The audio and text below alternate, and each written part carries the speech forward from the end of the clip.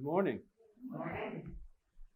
Since we're talking about forgiveness, I'll forgive that Duke remark earlier, but only because we're talking about forgiveness. So it's October. Can y'all feel October yet? Yes. It's almost there. I've got my pumpkin spice latte, got a pair of boots, got my sweaters out. I'm ready for October. Today is October 3rd, and I come before you this morning at a painful moment in American history. 2 days ago, some of you know this very well, the federal government resumed student loan bills for 40 million Americans, who are now back on the hook again for payments we have not had to make for 3 years. The pandemic-era pause that ended on October 1st, which was a Sunday, was the day that the debts came due. On the Sabbath day, the debts came due. Some of you know that the Biden administration, knowing that this is a problem, hoped to ease this transition back to student loan payments by forgiving a meager $20,000 in student loan debt for many borrowers. But the extremists on our current Supreme Court blocked that policy, leaving millions trapped in crushing debt with no relief in sight. Now, a whopping $1.7 million of student loan debt is bearing down on 40 million Americans and their families, seizing them by the throats, demanding that they repay their debts. Some of y'all find yourselves in this very situation. I started ministry 20 years ago this week, and I'm still paying on my student loans. On the very same day that the government resumed student loan bills, 90 million Christians in America were sitting in churches, those who still go, praying, "Forgive us our debts as we forgive our debtors." But no one seemed to notice the irony and the absurdity of this moment in American history. Now, I'm aware that most people today say sins or transgressions when they pray the prayer. But your New Testament scholars in here will know that in the Greek of Matthew's version of the Lord's Prayer and in half of Luke's version, it says debts. And it always refers to, that Greek word there always refers to material and financial debt in the Greek world at the time and in the New Testament. But we have spiritualized and sanitized and sterilized this prayer, and Jesus himself who prayed it. Now, I heard recently that in addition to student loan payments, scholars believe we're in store for 4 other economic shocks on the horizon. If you've been reading the news, you know what I'm talking about. The national debt is over $33 trillion, and the government is facing a shutdown, more extremists. Oil is headed to north of $100 a barrel. Last time that happened in the 70s was a real problem. The UAW strike, which I support, and you all should as well, could crash the car market. Mortgage rates are nearing 8%, which threatens to restart a housing deep freeze. And when you add that student loan debts are now due again to this list of economic shocks, you have a 5-fold recipe for financial catastrophe on the horizon. We're living in a late-stage capitalist hellscape. And as people of faith and good conscience, we must develop a thoughtful and soulful analysis about the ironies and absurdities of the world we live in. That's what divinity school is for. Sometimes we don't have the answers to the problems we face. All we have is thoughtful and soulful analysis. But in the case of this economic hellscape, the one that we're in today, there is an answer. I've got good news.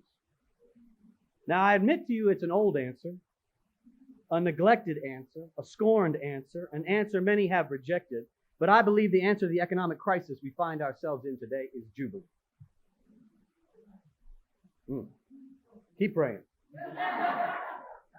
When Jesus opened the scroll of Isaiah and read, "The Spirit of the Lord is upon me and anointed me to bring good news to the poor.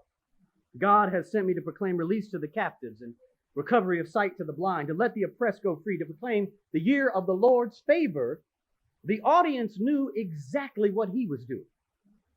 We struggle to grasp it 2,000 years later. But the audience then, they knew exactly. He was declaring Jubilee as his mission statement.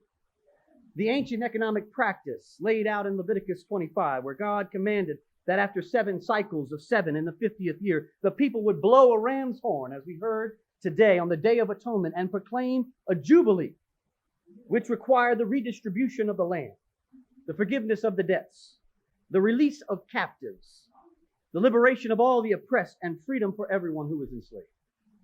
The Jubilee was a radical, egalitarian economic model designed to prevent any one family or tribe from accumulating all the land and all the wealth and placing everyone else into permanent servitude. The goal was to avoid creating a new Egypt, where people suffered under slavery by another name, a name called death. So in quoting Isaiah 61, Jesus offered a full-throated declaration of the Jubilee and announced to the world that it would be his mission and vision, his platform and program. The good news Jesus proclaimed would be first and foremost about the Jubilee.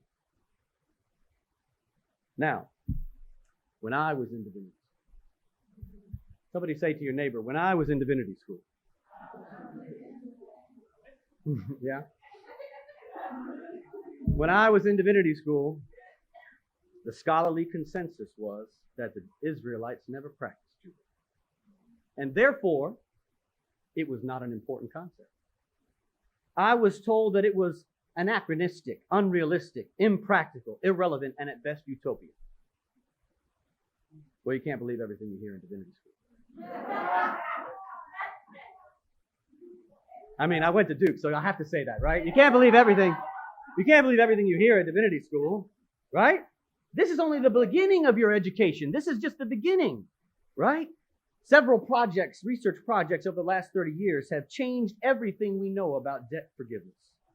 It took an economist named Michael Hudson and an anarchist named David Graeber to teach us that debt jubilees occurred all the time in the ancient Near Eastern world, and that the economic wisdom of ancient civilizations is far superior than our own. It was normal for kings to proclaim jubilee when taking the throne, or after a war, or when building a temple. Some would-be kings would even promise jubilee as a tactic to turn people against the current ruler. That's how they endeared themselves to the population before they had Fox News, right?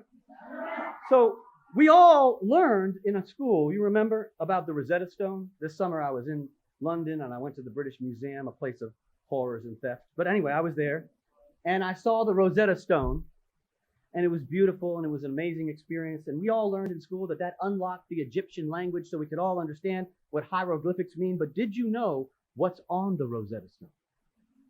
A debt jubilee declared by Ptolemy V. Jubilee is everywhere in the ancient Near Eastern world. But what was unique about the Jewish people is they took jubilee out of the hands of kings and placed it at the center of the law. Right? Now, in Jesus' day, people in Judea were suffering under the weight of incredible debt. Debt from landowners and creditors, taxation from Herod's building projects, as well as the Roman tribute, which everyone hated. And the leading religious school of the day, the Pharisees, were in collaboration with the creditors to a certain extent, which is why Jesus often called them lovers of money. The top Pharisee of the time, Hillel, had designed a unique legal solution to help creditors get around the requirements of the Jubilee called the Prosbul Clause. Now, why would you need something like that if Jubilee didn't matter? It allowed them to write loans where clients were required to waive their rights to Jubilee cancellation in the event of a Jubilee. So that if a Jubilee was declared, those clients would still have to pay their debts no matter what. But then came Jesus. And in a direct challenge to the prevailing religious and economic wisdom of the day, Jesus taught that there is no debt so high, so big, so oppressive that it cannot be forgiven for the sake of love and compassion. This is what this parable is about. In the parable of the unforgiving slave in Matthew 18, Jesus compared the kingdom of God to a king who was so moved with compassion, he forgave the debts of a slave who owed him 10,000 talents. How many knows how much 10,000 talents is? Yeah, astronomical amount of money. There's no way the slave could ever repay this amount. Just one talent was equivalent to about 16.5 years of wages. That means 10,000 was equivalent to 165,000 years of wages. If you took the average American salary today, it would be upwards of $9 trillion. But the story turns. when after receiving this extravagant forgiveness of an incredible debt, the very same slave goes out and upon coming into contact with a fellow slave who owed him 100 denarii, less than a half year's wages, seized him by the throat and said, "Pay me what you owe me." And when he fell and pleaded with him on his knees, the unforgiving slave threw him into prison. Seems almost too heartless to be true. Can you imagine being forgiven a debt the size of the combined assets of Germany, Britain, and France, and then turning around, throwing somebody into prison for not paying you back $30K? It's hard to believe anyone could be that unforgiving. But then I remember the housing market crash and the recession of 2008, when the government bailed out the banks to the tune of $700 billion. Yet nothing went to the homeowners who were drowning underwater. Those same banks who were bailed out in the billions then turned around, grabbed people by the throats, and foreclosed on Americans who owed them thousands.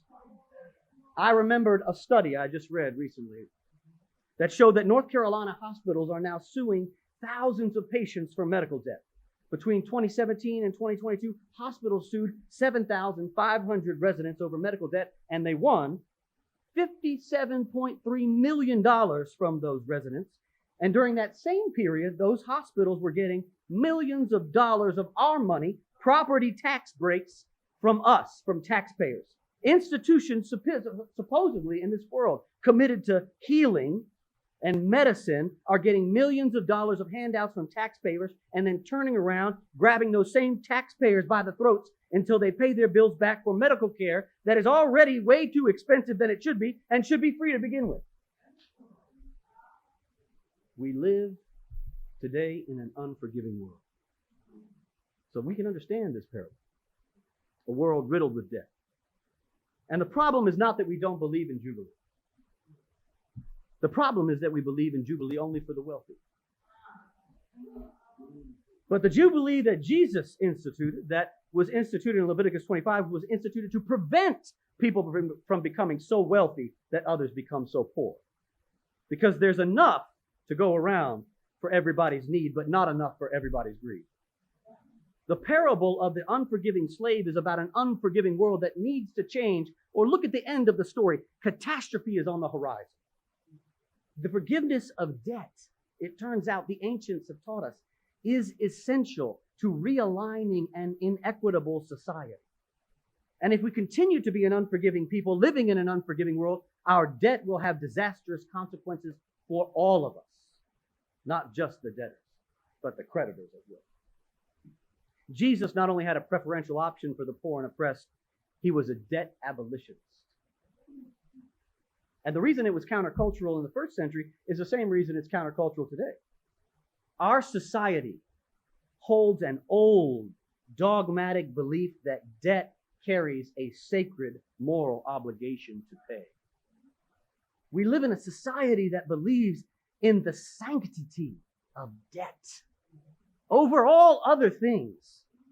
The reason people are suffering now under the weight of student loan debt is because society has structured the educational system to benefit the wealthy.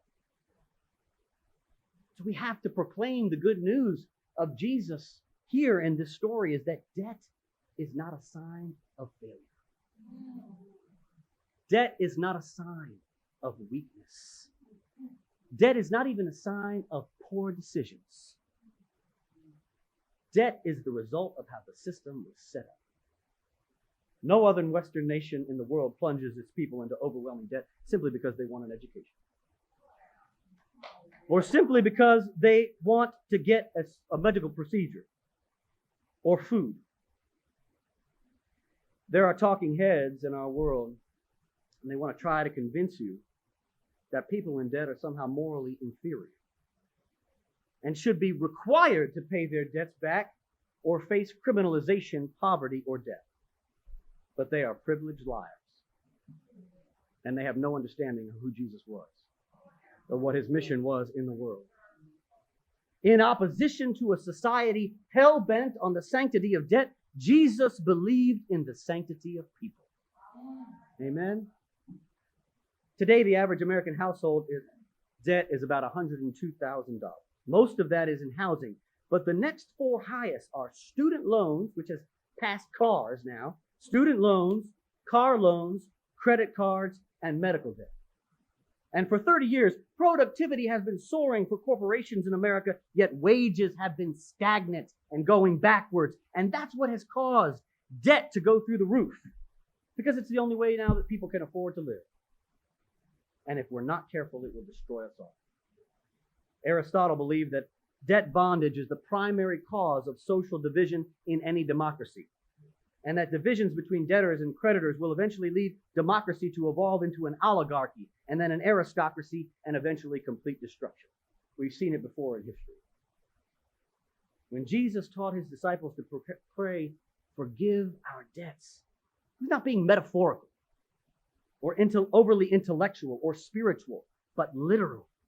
He was rejecting the prosbul clause of Hillel, telling his followers to pray and to live for a jubilee every single day. This is the prayer to pray whenever you pray. Pray, forgive us our debts. He was declaring that a widespread cancellation of debt was necessary in a society where the religious, political, and economic authorities were bound in a conspiracy of greed that was oppressing the population. And it's no wonder that the scribes and the Pharisees and the authorities wanted to kill him. He was constantly promoting an ancient biblical practice that upset the balance of power and was hitting their bottom line. And I know it's hard to find heroes in this parable, but if there are any, it is the fellow slaves. When they saw the unforgiving slave grab another by the throat and demand payment, they went and they told the king. Now you might call them tattletales or snitches. But I believe that they saw a vision for a new world and grabbed it when they had the chance. They saw the jubilee that the king had given to one of their colleagues, and they were not going to allow that jubilee to be destroyed by one foolish person.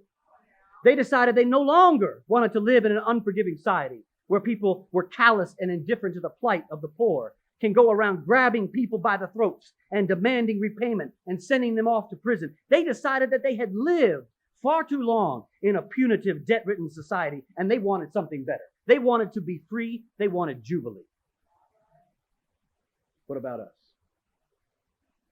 Are we not greatly distressed when we hear about debts that are bearing down on us, crushing our friends, crushing our neighbors, crushing our families? Will we turn a blind eye to those crying out for liberation from debt bondage? Will we be silent? Will we allow economic injustice to go unchecked, or will we bring it to the king? Something must be done. I don't know about you, but I don't want to live in a society where governments and banks and hospitals and corporations and sometimes even churches who've been forgiven billions have the ability to turn around and grab people by the throats and demand repayment and throw them into a debtor's prison. No, what I pray is that instead of the throats of debtors being grabbed by the unforgiving, that a crisis of conscience will grab the minds and the hearts of creditors until they realize that we are all in this together. There is no way forward with the majority of the population drowning in debt. Eventually, the inequality will bring the creditors and the capitalists down with the ship. So I'm praying that the Spirit will fall on all of us here today and in the world like it did on Jesus in Nazareth. And that the unforgiving will become forgiving, and the graceless will become graceful, and the merciless will become merciful, and the creditors will become liberators, so that the debtors will be free and all of us can experience jubilee. No one should be in debt simply because they went to school, or had cancer, or gave birth to a child. Debt bondage is always bad news. Bad news for individuals, bad news for families, bad news for nations, bad news for churches. But a jubilee is always good news. So if you want to preach good news, if you want to follow the preacher of good news, Jesus, you can start by practicing jubilee. Even though we may all be struggling under the weight of a crushing debt, there is good news for us that runs from Moses to Matthew. from Leviticus to Luke. We serve a God who delivered people from slavery in Egypt, a God who made Jubilee the law of the land, a God who desires to set people free from all the chains that seek to bind us, a God of life and love and liberation. So if you leave today and if you leave seminary with one thing, leave knowing that we follow a prophet who does not believe in the sanctity of death, but in the sanctity of people, who sided with the debtors against the creditors and was killed for the sake of Jubilee. He showed us in his life and on the cross that there is no debt too large, no debt too heavy, no debt too burdensome, no debt too oppressive that it cannot be forgiven for the sake of love and compassion. And he called us to be people who believe more in other people than we believe in death. People who refuse to live comfortably and quietly in an unforgiving world. People who become greatly distressed when we see our friends being grabbed by the throats and choked out by the power of debt, and people who join together. People who come together as one to build a beloved community of liberation for all God's people. So why not declare a Jubilee? Why not live a Jubilee? We have nothing to lose but our chains. Amen.